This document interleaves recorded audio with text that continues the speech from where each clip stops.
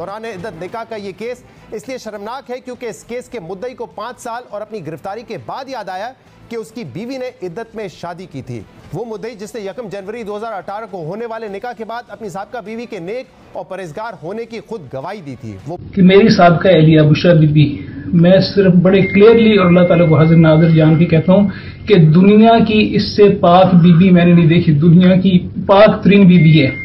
5 साल बाद उसी खातून को बदकिरदार साबित करने के लिए अचानक अदालत पहुंच गया। केस के ट्रायल में वो फुर्ती देखी गई जो तोशा खाना और साइफर केस में दिखाई गई थी। एंटी करप्शन ने बुशरा बीबी के साबिक शौहर खबर फरीद मानिका को गिरफ्तार किया, मगर 15 नवंबर को खबर मानिका जेल से रिहा हो गए और इसके 9 दिन बाद 24 नवंबर को शहरी मोहम्मद हनीफ ने अपनी दरख्वास्त वापस ली और इसके अगले ही रोज 25 नवंबर को खबर मानिका ने दरख्वास्त दायर कर दी जिसमें उन्होंने इमरान खान और बुशरा बीबी पर दौरान इद्दत निकाह और निकाह से पहले नाजायज ताल्लुकात के